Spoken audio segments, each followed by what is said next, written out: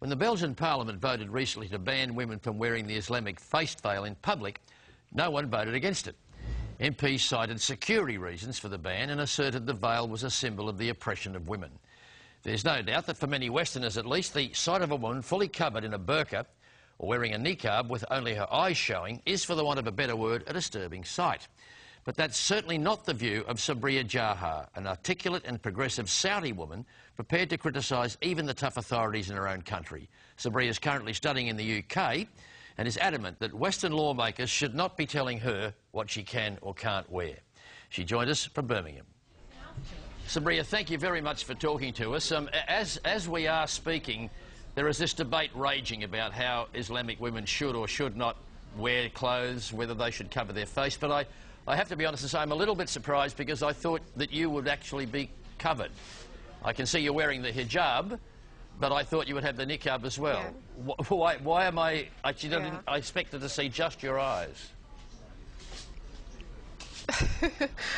Well, because actually, George, you're looking at it like the rest of Westerners, and I'm not surprised because this is the only thing that they can see.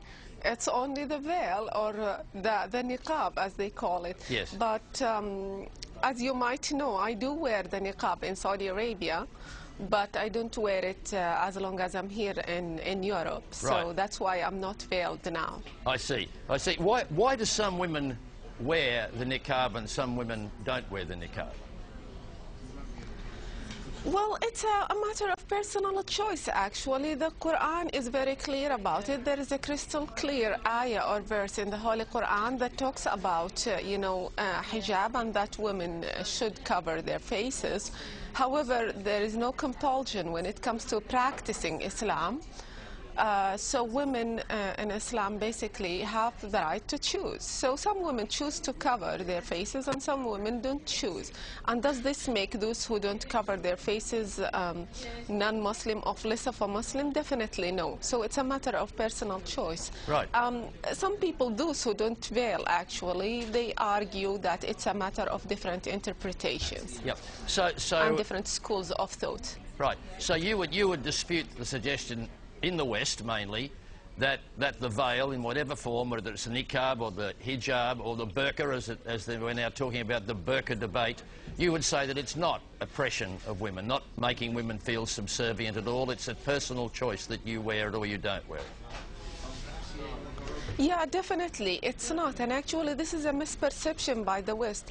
And that brings me to the issue of, did they talk to women? Did they ask them? I mean, living in a democratic country, I expect people to come and ask me and talk to me before passing any law or legislation about what I'm wearing or what I'm doing.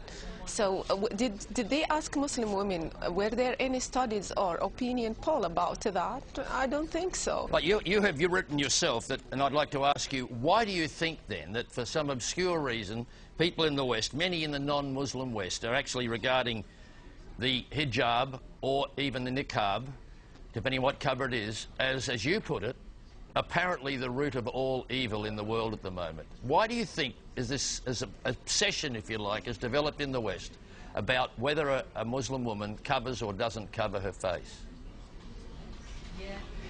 I really don't know. I mean, this kind of question should be directed to them, but I can feel it. I can feel that there is a sort of, based on the media reports that we read daily, that there is a sort of fear about so-called creeping Islamification of Europe, and some politicians come up in the TV and they talk about, security issues and oppression and things like these. I don't see any reason, to be honest. Why do they feel like this? And I wish they just bother themselves a bit and sit and talk to us and ask us how do we feel about it. We don't feel oppressed wearing the niqab or the hijab or whatever. It's our personal choice. I don't claim that there are no women in the world or in the Islamic world who are not forced to wear the niqab or the hijab or whatever.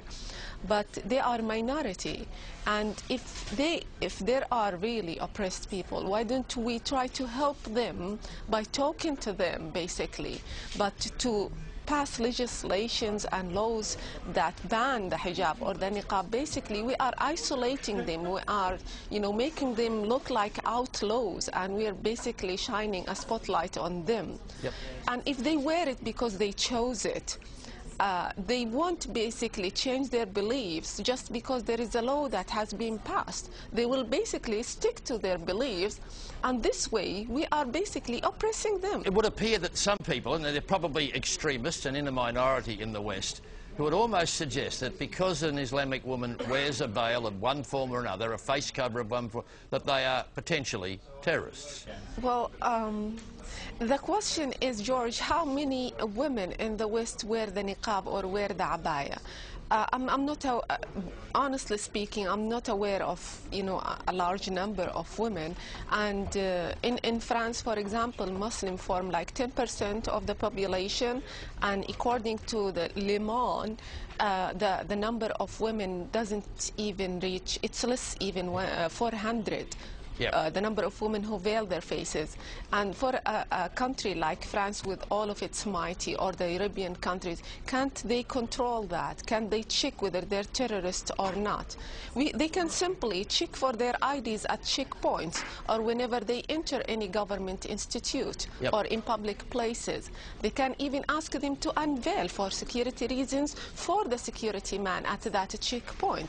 That's not an excuse, because we do that in Saudi Arabia. So you regard it as a gross overreaction to suggest what some people are suggesting, or has the hijab or the niqab become a symbol, if you like, of our ignorance and fear of Islam generally?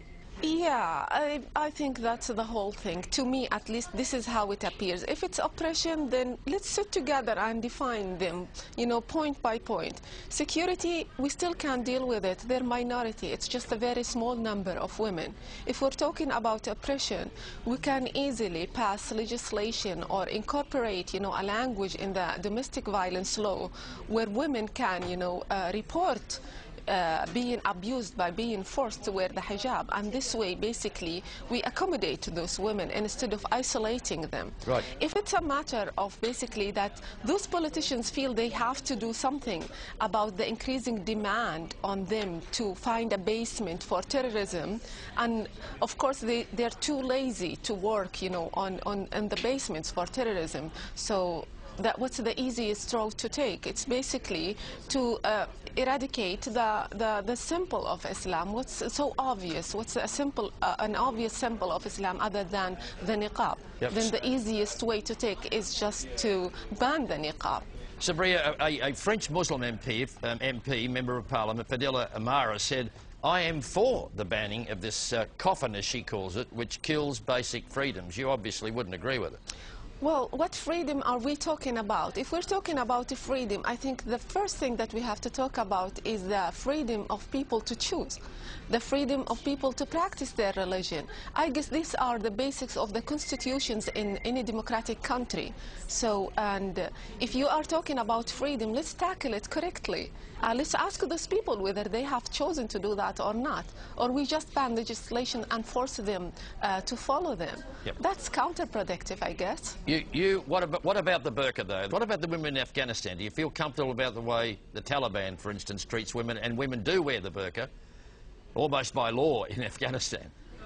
Well, George, let's be honest here. Do you see any difference between forcing women to wear it and forcing women not to wear it? For me, I don't see any difference, to be honest. In all cases, we're stripping women of their right to choose. Right. You of course, are a Saudi yourself, and in Saudi Arabia there are restrictions on women that go way beyond face cover. I mean, you can't drive a vehicle, you're schooled separately, you're separated according to gender in restaurants. They mustn't be too happy with the sort of things that you say and write in your home country of Saudi Arabia. Well, it's up to them whether they're happy about it or not. But I just want to correct one thing, George, that there is no oppression there. I mean, once again, in asking this question, we're assuming that women there are oppressed again because they wear the hijab or they can't drive. Again, George, these issues are not, they're not the core issues for women in Saudi Arabia. Of course, I want to drive in my own country, but is that my biggest issue? Definitely no. Is wearing the abaya or not wearing the abaya, it's not even a discussed issue in Saudi Arabia among women, I assure you. So what do you say to one of your critics in Saudi who said she spent too much time in the West, it's time for her to shut up and come home? Well, definitely I will be going home. I miss home. But there must be still something in the West that I'm learning. So one of the things that I'm learning is how to deal with people who are expressing their opinion honestly like her. So I highly respect her opinion. Yep. Sabria, we could go on, I'm sure, but it's really nice. It's been nice talking to you, and I have to say, because I wasn't expecting it, it's really nice to see more of you than I expected. I really didn't expect to see your face. I expected to see your eyes only, but thank you very much. Thank you, George. Thank you for having me. Sabria Jaha there.